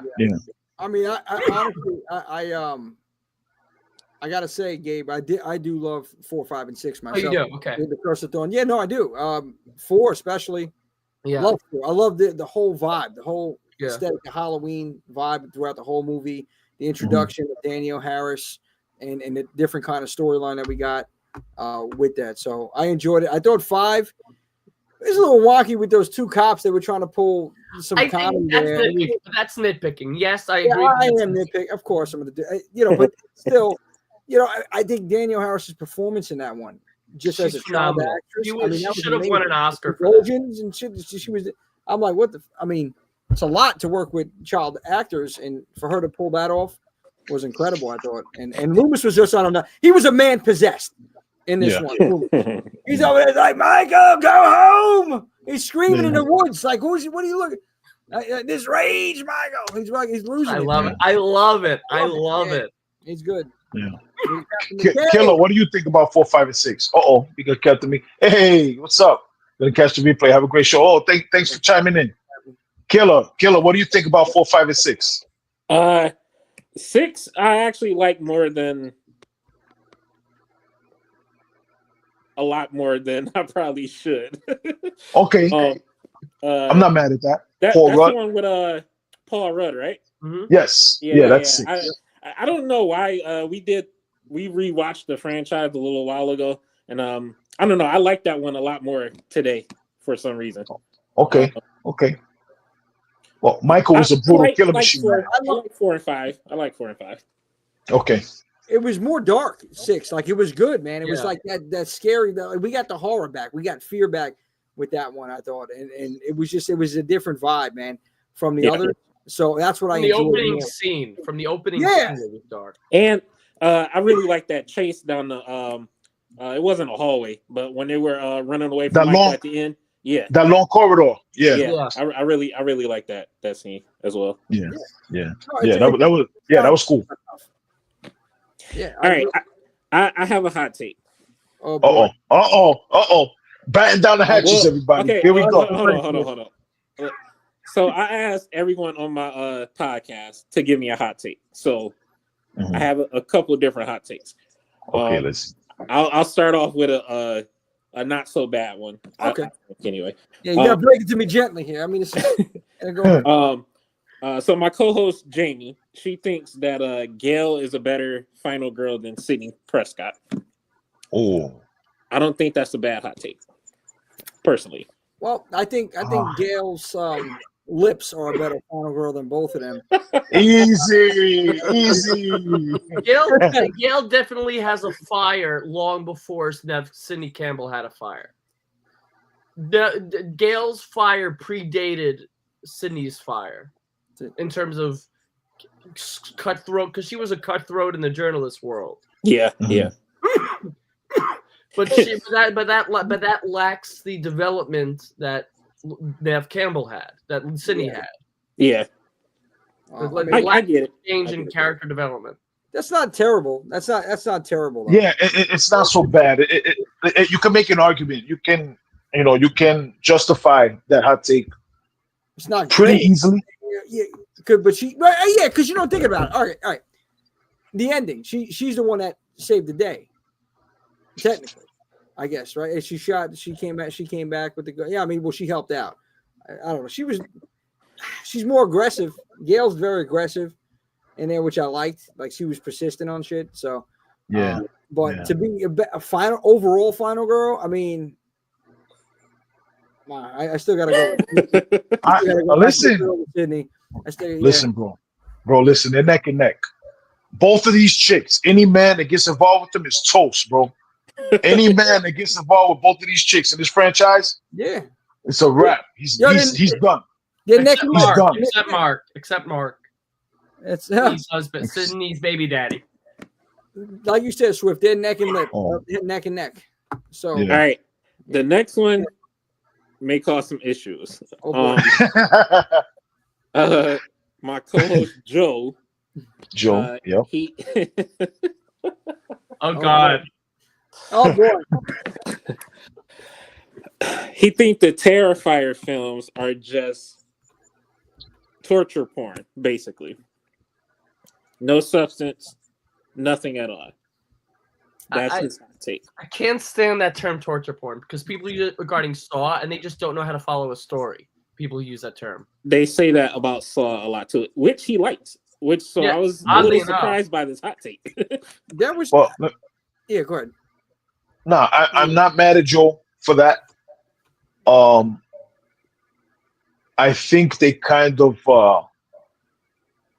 redeemed themselves with the continuity between 2 and 3. Okay. I think they kind of redeemed themselves a little bit, but I'm not mad at that tape. I saw the first Terrifier. I saw it pretty late. I saw it maybe 2019 around there. Mm. And the second one came out. I bought tickets to see it. And Jimmy, I talked to you about this. I bought tickets to see it 3 different times at the movie theater. And all 3 times, neither of the 3 times did I make it to the theater. I always had something else to do. Like, I wasn't really drawn to the theater. I had tickets 3 separate times. And I found something else to do. I didn't get a refund for my tickets, nothing. I just didn't mind missing it. And I actually didn't watch Terrifier 2 until the week Terrifier 3 came out, which was this past October. Like it really didn't move me. Like the stuff that I grew up watching, those characters, I had a connection to them. And I watched Art the Clown. I just didn't have that connection. But after finally watching 2 and 3, I said, you know what? They're redeeming everything. Like everything makes sense. Everything's for a reason. Like you got to trust the process. Right. So they've earned the benefit of the doubt for me, and I actually like Terrifier now. I do. Okay, so it grew on you, and here's what I gotta say: the original was just a straight up slasher. It was just a hardcore film. And when I say original, I'm talking 2016 because I know there was. Anthology and other the All Hallows Eve. Yeah. All Hallows Eve. Yeah. So, but and I enjoyed it for what it was. We got some story and some more substance in part 2, which I like, but it just like you said, so if you have to trust the process because the ending, I thought the second one was too long for sure. But the ending was just it took me in this whole other fucking galaxy. I'm like, what are we doing here? It was a little wonky. A lot actually at the end, but then they start explaining things now in the third one, and again you get more. You're having this character development here, and with people passing as the movie goes on. I mean, you feel sorry for some of these characters. So it's like I think Damien's done a good job with writing and building this up, and I think with the final part of this, which I believe it's the final part, the fourth one, we should have all the answers to the questions that we still have right now. And, I don't know. I don't think it's torturable. I think, the original, maybe there's an argument for that. I just think what he's trying to do is set the bar so high with the kills because kills are a big thing with horror fans for all of us. And he's trying to make it slashers. Oh yeah. Yeah. I mean, it's like, it's a staple for a slasher movie. So it's like, well, Can you top this? That's exactly what he's trying to do here, and he's trying to set it high where nobody's going to touch him. He wants to own that market, and it's okay. So I have to respectfully disagree with it being torture porn. I think agreed. I don't believe in the term torture porn at all. I think it's a term made up by people who hate films like Saw and Terrifier and films that are excessively gory. I think it's a term coined to take a stab at movies that have excess gore, even the ones that aren't. That even when they have story, that people just want to focus on one element and label the entire franchise based on that one element of a franchise that has tons of other elements. Like, for example, Saw's getting that crap from haters for years. Even James Wan doesn't agree with it. And a lot of people don't, because, like, if you actually follow Saw, it's a very deep and intricate storyline. Not just that the traps are intricate. It's a very philosophical, psychological, and very scientific movie. And it's like, yeah, it's told in a nonlinear structure that some people aren't able to follow. And that's psychological horror, for sure. Yes, like Tobin Bell is the justice system. That's exactly what he is. So I agree with that. He's, in my opinion, he's more of a true justice system than any justice system we have in reality. That's coming from me, who's coming from a religious family that is sick of hearing that one day God will dispense justice. Like, some people don't want to hear that justice will happen. We want to know that justice is happening. So seeing that in Saw is a very powerful. It's almost like an escape where you're living in a world where people who seep through the cracks in the justice system are actually receiving their comeuppance, and where the bad people who actually survive are rehabilitated and they're not hurting people anymore that don't deserve to be hurt. That the guilty are being served justice, and the non-guilty are not. You know what I mean? I don't know. I agree, Gabe. Now, Killer, you said there was one more hot take, right? Well, he's got one for him and he's got one for Ashley. Okay, we got two. There's two more. Before we get to that, because now I already know we're gonna have some. It's building. It's building here. Oh yeah. Pressure bust pipes. I just want to.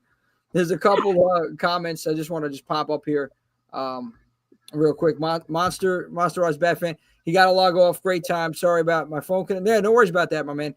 Next time I'll log on a MacBook. We'd love to talk Friday 13, Halloween classic movies. We'll get you on. Yes, definitely. Awesome. For the 80s conversation that we have next month for sure. Thanks for coming on. Thank you. Yeah, thank you. We're going to have a Universal Monster discussion as well soon. So I want to, get that rolling. You appreciate it. Let me go to some of this. Is that too, I don't know. Veronica, what's happening? Is that too? I don't know what. Maybe it's a typo in the last word. Guys, just letting you know, I'm helping dog sit. So okay. I just want to run. I have to run. So I hope you don't mind me crashing out early. I hope you don't mind. But no. Next week, man, we appreciate you coming on. I'm sorry. I tried to get some more people in this week. I guess they couldn't make it. But listen. Next week. Your presence is much appreciated. Thank you. We were babysitting a puppy who's so adorable, but she's barking, so I just want to make sure she's okay. No worries. All right. Thank you, guys. Thanks for coming out. Thank you. Gabe. All the best, guys. Cut me out because I don't know how to do this. Gabe, stay in touch. 100%. We'll be in touch about next month. I got. All right. I think you got. Yep. Yeah, we got to talk. Hopefully, Gabe can make it out on the 13th. Such a good dude, man. Oh yeah. I want to get to some before we get to those two hot takes. And by the way, we were supposed to have quite a few people on from the team, which I got text messages here. That's what I was looking at. So different things. But hey, listen, we're rocking out. I'm having a blast today with you guys, man. And appreciate Killer Beast killing it over here. Just wait till one of these hot takes. Oh yeah, this is why we have to break it down into half. I know it's too much to control. It's not even my hot take. Listen. Ashley's the real killer here. Don't get it twisted. Oh boy. There we go. Is it about The Exorcist? Lady Tara, thank you so much. Thank you, Lady Tara. Update my mohawk. Rock out. Let's go. Yo, thank you so much for hanging out with us. Thank you. Kobe James Stein. Oh, we got Kobe in the house. Can we get an OG horror film of Swift walking Walker around with his Wallace? phone out, and Cat is following him, but it's a serial killer reincarnation. Oh, okay. Let's Swift, do it. Let's get it. Kobe, thank you for coming out. Caitlin said something earlier, really on a hot take. Tales from the Hood is 30 years old this year. I think it was just past we popped that up. I remember on Horror 365. It definitely does not get enough recognition, man. I absolutely love that movie. All four. I mean, if you count the main one, there's 5 Tales, but all 4 of them, and it's deep too. It's telling stories in the African American community that are unfortunately still relevant today, which is ridiculous just thinking about it. But I know they did just a tremendous job with some of those stories that still classics, man. And Clarence Williams, that dude, he looks fucking nuts, man, in that movie, man. I love it though. Like when he's sitting there with the cigar, he's like the shit. His eyes, that you'll get the shit. You'll be deep in the shit. I haven't seen that movie. I haven't seen those movies in a long time. Yeah, it's I'm good gonna to have to always watch them. revisit I'm gonna have to watch them again this year. Yeah. That one, you got to do a show on them, bro. Oh yeah, because I got some stories from the hood also. Oh yeah. Oh, it could be some real tales from the hood. Oh boy. Tony. Into the Blue Oyster and assless chaps. I'm done. Oh, listen, that might be part 4. Oh boy. The Prince pants. Oh yeah. Purple Rain. Here it 1 and goes. 2 will always be my favorite. Oh yeah. 1, 2. I'm not mad at that. Yeah, all right. I think we're pretty much caught up. Now let's get to the hot takes here. What's the last 2? Hit me with it. What do we got, Killer B? Oh boy. Blair Witch is overrated. What? That's my hot take. Wait, what was it? The Blair Witch Project is overrated. I don't disagree. I do not disagree with you. I think it was as monumental as it was because of the time it came out. And the marketing. The marketing was second to none. Just at the infancy of the internet being like what it is today. It was like that little period between America Online and what the internet is, how we do it today. And I remember they had the website, and at no point did they say this was a film. They said, listen, back in whatever year it was, 94, these 3 students were shooting over cursing. They were shooting a college film based on this legend. Mm-hmm. And they disappeared, and we found their tapes. So once they said that, back then we believed it. Yep. And it was a whole big campaign. I don't know, like all of the Viacom channels were showing this documentary style thing. We thought it was a documentary where they were going around the town, like just talking to people. Oh, you ever heard of the Blair Witch? Boom, boom, boom, boom, boom. Oh yeah, we heard about it. We heard this happen. We heard nothing. There was nothing. There was no winking at the camera. Everything was. You guys remember it? Like I believed it. I gotta say, the marketing again, to your point, like the marketing was great. Yes. And for that time period, even the film, watching it for the first time, I thought it was a damn good horror movie. But as time progressed, you see all these other films coming out, and then you see, I don't know. It's just for me, it was like it was a one and done. I'm not gonna say I can't watch it more than once. After watching it the first time, I seen it again down the line, but it didn't hit. It hits. No. Once you found out that the marketing was fake, it's over. It killed it. Yeah, it killed it. It's like knowing how a magic trick is done. Once you figure it out, or once you know that it's fake, it kind of ruins the whole thing. Yeah. Yeah. 100%. 100%. I agree with that. So that's it worked. It worked the one time. You got us. And now we see how the sausage is made. They made it work again with Paranormal Activity though. Oh, you are not kidding. They figured out a way to do it. There's another way. Yeah. I think I think the budget for that was $15,000, and it grossed almost $200 million. Yeah. So Same. they made it work. Yeah. Yeah. And they pimped it out as what did they make? Like 6, 7 of those movies? Yeah, it was like 6. Yeah. Yeah. They kept going. With it. It's like, but then if people are stupid enough to continue, oh, I'm gonna watch this one again. Come on, man. Yeah. Like it's the first one. Never did. Yeah. You know what I think? I think that they were getting a lot of the younger fans. There was no around at that time either. To them it was new. Yeah, like that. Honestly, I think that's when I got ran off the block, and I think that's when I stopped watching horror. Around, that's like around the same time that the legendary hot take about Friday the 13th, that remake, that was really good. I think that was the last horror film I watched. Before the paranormal craze, and then I stopped watching. I said, I'm out. I'm checking out. I did like Friday, but just the type of stuff that was coming out at that point, I had no interest. I didn't care. Yeah, it was all found footage films around that time. It was other stuff as well, but they were really pushing found footage films, and they were kind of all the same. Yeah, and that's the thing. Like, I think there was that decline period for horror, and maybe it was around 2006, 7, something like that. I mean, I remember 2008. I believe it was 2008. Between 06 and 08, they had those midnight movies. It was something. I forgot the name of it. It was that was After Dark. After Dark. Yeah, something underground. Oh yeah, you had a bunch of them. You had Ghost House Underground. You had and they had some gems. It was the Reeker movie. I remember the Rise of the, I don't know if anybody remembers these things. Rise of the Reeker. It was Dance of the Dead, the zombie movie that they had. It was a couple, man, that really surprised me from that time period. But again, horror was just, I guess, transitioning, and it started picking up again 2017, 2018, I think. Really 2018 with Halloween.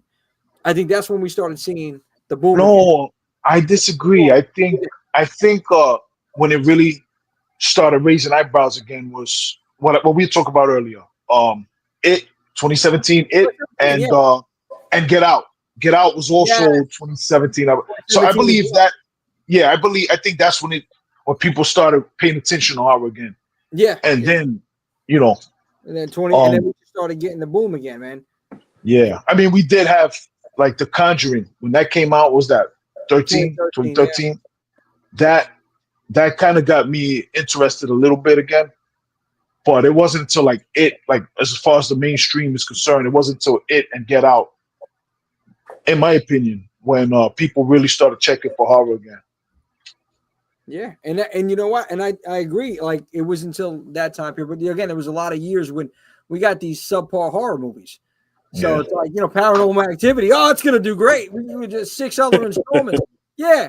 After the first one, I'm like, this is shit. Like, I mean, I don't want. That's just me, my opinion. And we had all these different paranormal movies come. But again, I'm not really shitting on paranormal. I like paranormal movies, but if it's done right, The Conjuring was great. I enjoyed that. Yeah. Then we started getting that series. We got Annabelle the next year. The Nun. Trash. The Nun. Trash. The Nun had the illest. Listen, The Nun. You started The Nun. I got the illest, man. The Nun had the illest buildup. The way the Nun was introduced in Conjuring 2. Yeah. The illest buildup ever, and they dropped the ball. It's crazy. The painting. Yeah, that show is crazy. Yeah, it was, and it was. We got Nemo in the house. Yeah. Still at the Beyonce. What? You're still over there. No, thanks for coming in. Me and the missus gonna come and see her and Jay soon. Stand by. No, that's. Thanks for showing up. Thank you. Appreciate you, Nemo. Thank you. One of my favorite horror films in the early 2010s was It Follows. Oh, that was under the radar. That was kind of under the radar. But yeah, it was real good. That was good. And you know what else was good? Babadook. The Babadook was good too. was like what 20. I couldn't get into it. I Yeah. couldn't get into it. Baba Yeah. who? I The should, Babadook. I should try to rewatch it. Yeah. Yeah. It was good. It was good. I liked it. Don't Breathe was really good. Oh yeah. Don't breathe. Listen. Lights out. Yeah, Lights Out. Lights Out. I forgot the 2013 Evil Dead film. Oh yeah. I forgot about that. We got some gems along the way, but it wasn't consistent. Like it wasn't consistent. Yeah. That's what it is. So we got some gems. Thank you for that. Yeah, thank you. Yeah, how can we forget? The best remake of all time. That's I know it's a hot take right there. That's a hot take right there. In the Blob, 88. Those are the two best remakes of all time. I might agree with you. Agree. Yeah, finally something we agree on. I kind of juggle Evil Dead 2013, Friday the 13th 2009, and Texas Chainsaw Massacre 2003 as the greatest remakes of. Oh, that Friday just is not sitting there. Yeah, not sitting well. I get it. It's just my personal favorite. I actually liked it. I liked that Friday. I liked it a lot. Like it was combining 1 and 2.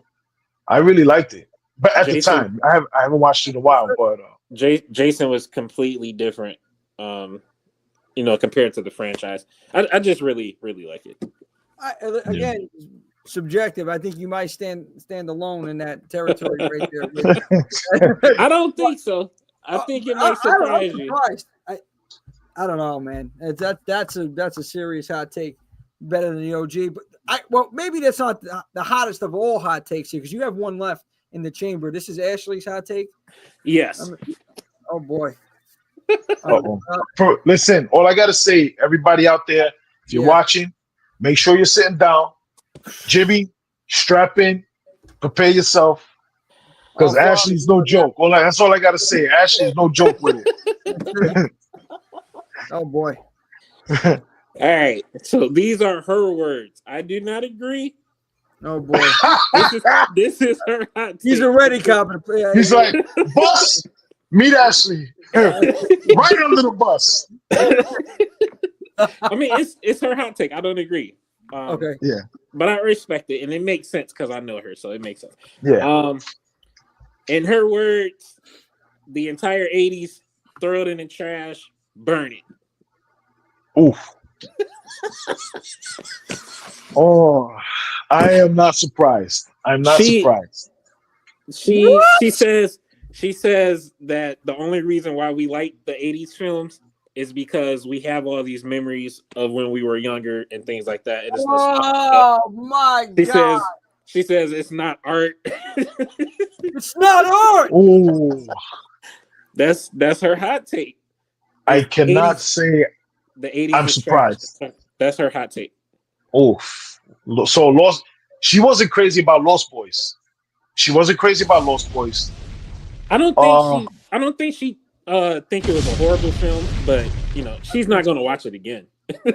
What about? That's like saying this is my hot take. This is my hot take. Yeah. That's like saying I'm a better saxophone player than Tim Capella. That's my hot take. Let's go, baby. I'm better than you. I can't do the fucking rig. Here we go, baby. We just man. That's it. Yo, Killer B. I think we broke Jimmy. Yeah, we did. We did. He's gone.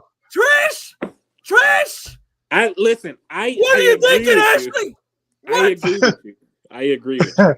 Are you out of your mind? Not art. Not art. Listen to me, Ash. I'm going to tell you this right now. I want you to go home, watch the In Search of Darkness. Watch all the 80s. Sit there for 75 hours. Watch the In Search of Darkness. And I love Dave and Robin, but goddamn, it's long. But I love it. But you got to watch. How is it not art? We got some of the greatest slashers of all time. We got Friday the 13th, Nightmare on Elm Street stuff. You're telling me Nightmare on Elm Street is trash? Child's Play. She don't care. What is She- wrong? Oh, because we have She memories think of our childhood. Now, listen, hold on. I'm sorry. You got me on a rant. I agree with the point that, okay, yes, there's that thing about nostalgia, right? We all remember certain things from our childhood and it makes us feel good because we're watching it. Yeah, that's fine. I agree to that. But there's no way you're going to tell me that some of these movies in the 80s are not classics, are not gold. Okay, yeah, we got some shit. We had a lot of shit in the 80s. Yeah. Okay, we were knee deep in the shit. Oh, yeah. We had gold gems. Friday the 13th, Nightmare on Elm Street. I said Dream Warriors. We had The Blob. We had, come on, Pet Cemetery. Can I tell you her 3 most hated films? Oh God, I don't even know if I could take this. What is Yeah, it? prepare yourself. Prepare yourself, Jimmy. April Fool's Day. Okay. The original, the Sleepaway the original, 1986, April Fool's Day. He's talking about. Sleepaway Camp, Okay. and The Burning. The Wow. burning. You know, I'll tell you that I'm okay. I'm okay. I'm still breathing. I got a pulse because listen. All right, I get it. I'm not a huge fan of Sleepaway Camp, but I love Felissa Rose. I'm not a huge fan of The Burning, and I think The Burning was good, but Yeah, The Burning was good. It's not my thing. But like, okay, she can live without. What about the great movies that we got again every single year? 81 alone, Halloween 2. She don't care about any of those Michael Myers because they were just so small compared to the Rob Zombie Michael Myers. She like, Oh my she God. like beefy Yeah. men, I guess. He's about to get Yeah. communicating from the horror community. It's not, this is wild. Oh my God. What Swift, about you said what about something? A movie. what about Catherine Bigelow's Near Dark?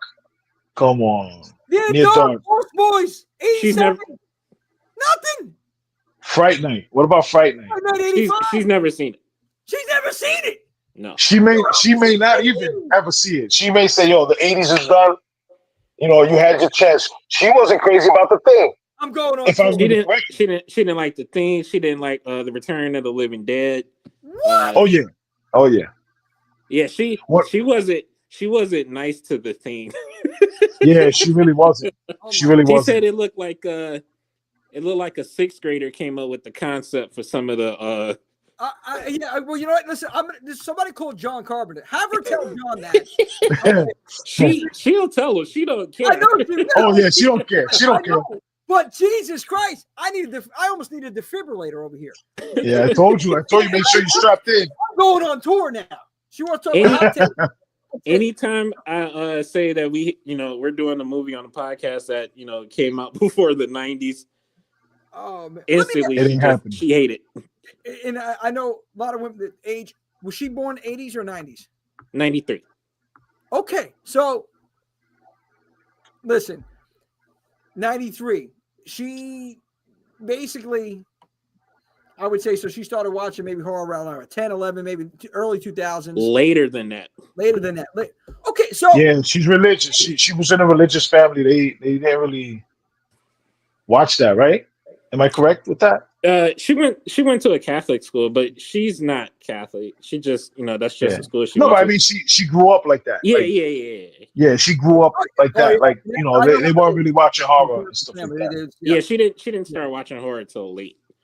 Yeah. Well, I mean, how do you not appreciate some of those movies in the 80s? Like the whole decade? Bro, she's gonna get excommunicated from the horror community. I mean, it's great. That's it. Oh my God. I want to go on the show, but I'm afraid she's gonna kill me on the She's show. more of a she's more of a book person. Yeah. Oh, you know what? The books are, and they say, and it's true, the books are better. Most books are better than the films. Sure, I can understand. There's more detail. There's more to it. Yeah, Sometimes they twist it around in Hollywood. They twist film and they add certain things. They try to be cute.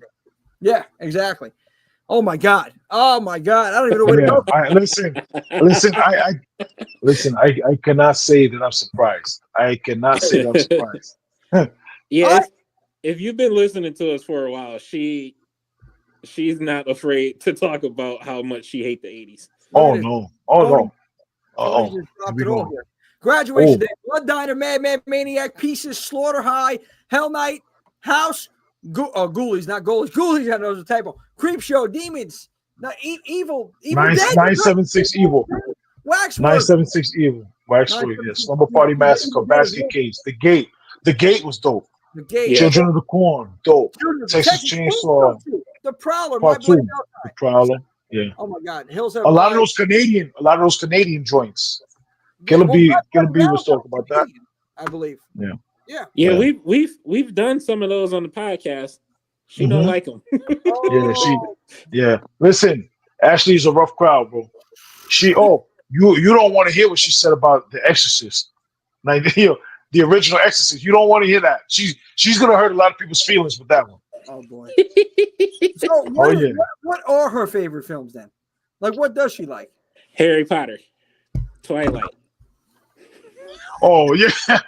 That's all. Hey, come back. Come back. No wonder why she's not. It's my hot take. She's not a real horror fan. That's my hot. She's not. I wouldn't say she is. I wouldn't say she is. Okay. Yeah. Respectfully, but listen, you got. We're actually doing Twilight on a new show that we got coming up. Oh, dope. Okay. It's called Hidden Horrors, where we talk about films that's not really considered horror films, and we talk about different horror elements in the film and stuff like that. Nice. And Twilight has the vampires and shit like that, so we kind of dive into those things because vampires. We talked about that on a episode a few weeks ago about how you can do so many different things with vampire films. Sinner's perfect example of that. So that is coming up soon. So awesome. You heard it here first. And there's a lot of those movies though too, like that are not considered horror but have horror elements in it. Jurassic Park. Oh yeah, Jurassic Park. Yeah, horror film. Iconic thing. 7. Shalomio. This is where I needed to be commenting. Wow. Yeah. Oh yeah. What's going on, Israel? What's happening? Listen. Yeah, you definitely said 7. Yeah. That was such a good film. I'm trying to think what else they had that wouldn't be considered. Honestly, even some of the sci-fi stuff. That's not horror, like RoboCop and Terminator. Yeah. Well, Terminator, to me, the original Terminator is a slasher. That's a slasher film. The original Terminator. I think so. Sarah Connor. Yeah, I believe the original Terminator is a slasher film. I'm gonna have to rewatch it again. Yeah. When you consider, rewatch it and let me know what you think. All right. I consider that a slasher film. I don't know about Slash because he usually with a gun. He's gunning down people. I mean, Slash. Either way, man, he was vicious in that movie. That tech noir scene, that club, the whole club scene, I like from the original Terminator. But Tony, I like my vampires, blood soaked, not shining with. Not shining with I agree with you. Yeah, I agree. 100%, Tony. I mean, there's a lot of good vampire. There's so many vampire movies out there. Holy shit. But there's something about vampires and just that sex appeal to, if you will. Vampire Slayer. Look at that. Look at that. There you go. Buffy the Vampire. When is your next watch party with Buffy? When is your next watch? I was just talking to somebody. I was just talking about that with somebody. I'm doing so much with the network and everything right now. I don't know. I'm also waiting for them to start production on the new show. To kind of incorporate that somehow, but it's probably going to be a little while before we get back to that. Okay. So it's a hiatus now. Yeah. Okay. Can keep us posted, man. Anything that's going on, except for any one of those hot take, that 80s hot. I'm going to be talking about this everywhere. It's just not. And just, I need some. I might need to have a beer tonight. I need to calm down. No, listen, it's okay. Maybe some chamomile tea for Jimmy. I can't. It's a Wednesday night. I gotta take it, baby. Gotta take it light. Anybody in the chat What are your favorite '80s movies? You know, what do you think? Some of your favorite, and what do you think about Terminator? Is the first Terminator the original, 1984? Is that a slasher? What is it? What do you call it? Yeah, I want to watch that or rewatch it. I might watch it tonight. I might Yeah. throw that on tonight. Yeah, I think I'm gonna do the same thing. I really remember being a slasher film. Like everything about it screamed slasher film. Like '80s, early '80s slasher. Horror film. It was definitely considered a horror, action horror. Yeah, What you want to call it? It did because there was so many horror elements to it. Yeah. But yeah, there's, like you said, there's so many of those movies that are not considered horror but have those elements in there, and that's a great conversation, Killer B. I did that. I do think though, once you start incorporate some of those films that's not considered horror, if you do change it to horror, it becomes a very slippery slope. Yeah, I agree. For fans too, like there's going to be a lot of people out there saying, "Why do you consider this?" Yeah, in that area, you know, that alone with fans, and because they're very critical. It's like it's if you notice, like wrestling fan. I mean, it's just everything. They dissect things, and I think that's any community. You know, like anybody that's passionate about something, they'll sit there and dissect, which is cool. Like we do it. You know, like me, I'm sitting here having an aneurysm over this. So, it seems to shag it, but yeah, we're good. I got to understand. It's you know, not everybody's going to agree on certain things. I think she may be one of the only people on planet Earth that. It's fine. It's fine. We still love you, Ash. It's just, you know. Yeah. But she's got to love Child's Play. She's got to love Child's Play. She's got to love Night of the Demons. No, holy moly. We haven't done Child's Play, but we'll do Child's Play, and I'm sure she will be nice. I'll tell you, it's oh boy.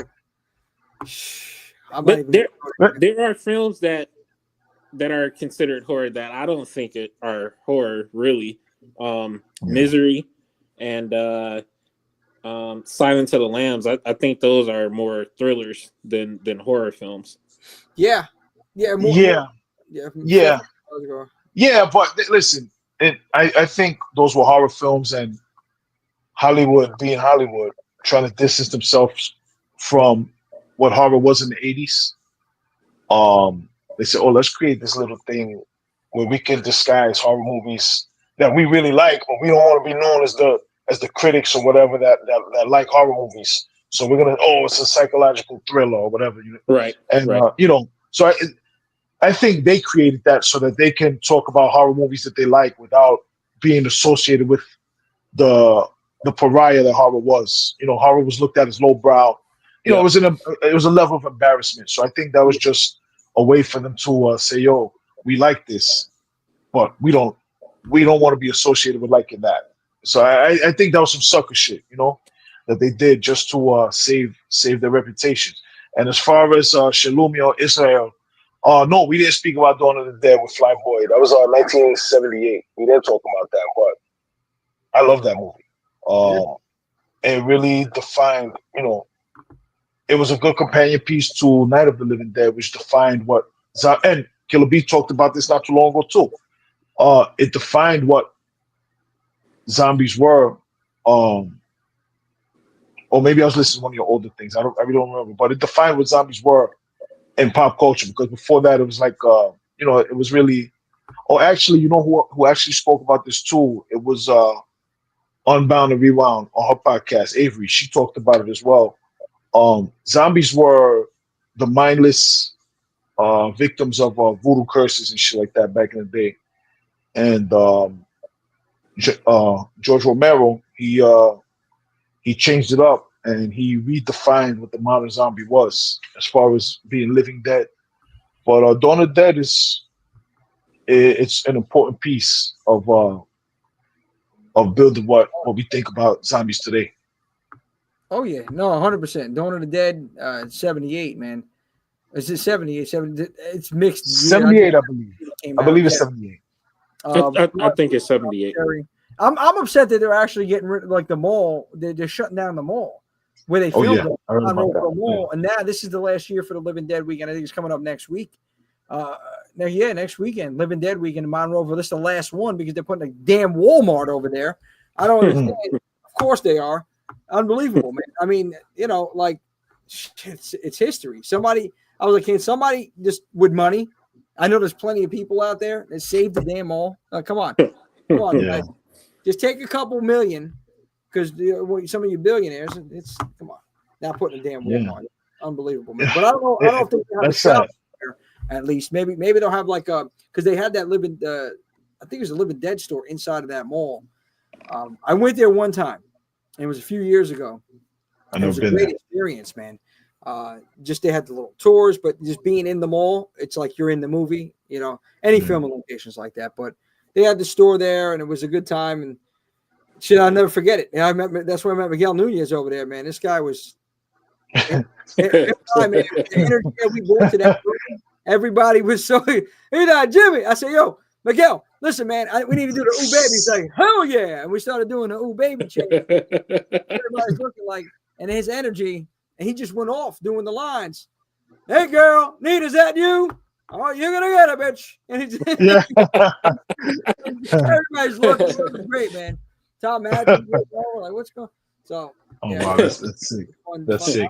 I'll never forget that over there. Well, Jimmy, I'm going to hurt your feelings again because talking about them putting a Walmart somewhere. Oh, no.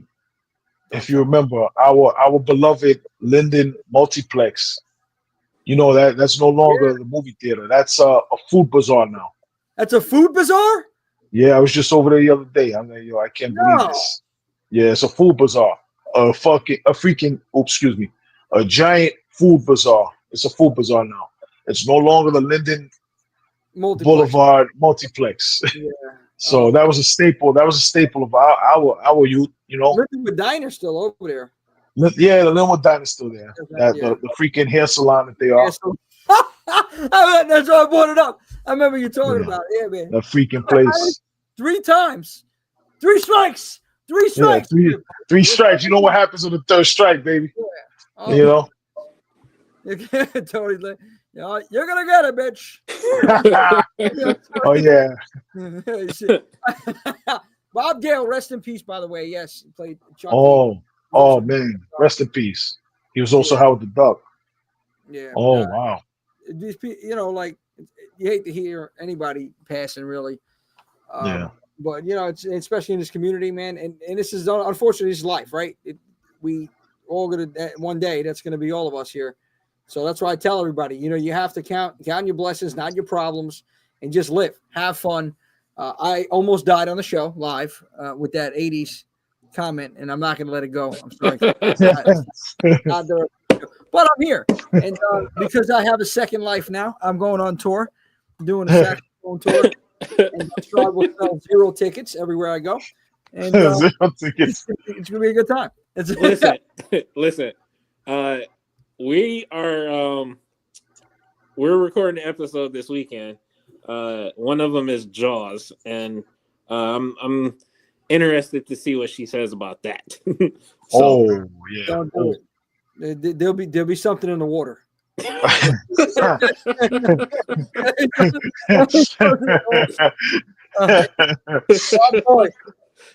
Oh man, I gotta hear this. I gotta hear it. So she's one of these people like she's just gonna take a big dookie on all of this. I'm pretty sure she will. Oh my god. Yeah. Look at the show. I mean, I don't know, man. Jaws is a different type of animal. She may like it. Yeah, we'll see. Brian's not too optimistic. I've known her too long. She's not gonna like it. She's not gonna like it. Well, I'm dying to hear this one. Yeah, so, I gotta hear it too. But guys, I think listen, we're gonna wrap it up. I think we had enough excitement today. No, but it was good. A lot of good conversations today. I appreciate everybody jumping in. This was fun. It was a lot of fun. And once a month, man, this is what we're doing. Once a month, I want to have a fan free for all open conversation. I want to send the link out. Anybody wants to jump on, why not, man? Just talk about whatever. It's because it's just regular. All of us are fans, just talking hard, man. So a good time. So I appreciate you, Killer B, staying duration. Yeah, Killer B, thank you. Thank you for having me on. This was really fun. I know we talked about doing this for a while, but I'm glad to come on tonight. So thank you. Thank Oh, you you're so much. It was wonderful having you. Yeah, a lot of fun up until one moment, but a lot of fun, man. No, but seriously, listen, I had a good time. This is what it's about. Like, why I love doing these lives is it's more organic. It's free flow. You know, we have some times that we'll prep. Sometimes we'll have some guests on here, but it's more free flow. We do have some pre-recorded stuff going to be coming out soon. Like I said, we're having Twitch. We're getting some things running next month, so I'll keep everybody in the loop. And everybody that joined today and some new faces I've seen, I really appreciate it. It means a lot. You're jumping in, chiming in, and showing some love over here. So follow Killer Reactions. Follow the Killer Point of View podcast. Follow Killer Point of View Network. Well, Killer B, you tell them where to find you. Look it up real quick before we edit. Yeah. You can follow us on Instagram at the Killer Point of View Network. Our podcast, the Killer Point of View podcast, is on Apple, Spotify, anywhere you get or you listen to your audio podcast. And you can find us on YouTube at Killer Reactions. And next time, maybe I'll bring Ashley on and. That's gonna be a real horror. We're gonna be knee deep. I'm not gonna get in the shit. It's gonna get real. Oh boy, that's gonna be like Stone Cold Steve Austin and The Rock. It might be. But yeah, listen. She's more than welcome. More than welcome to come on. I will. That's family. That's family. Myself for what is going to be said. but no, listen, all love, man. Appreciate you guys. Killer Point of View. Check him out. Killer be over here. We're signing out. Guys, we're gonna see you. This thing is way too loud. Cut it up there. Way too loud. That was a false alarm. Now we're signing out. There we go. All right, guys, we're gonna see you next week on 365 Live. We got a special guest, Steve Boone.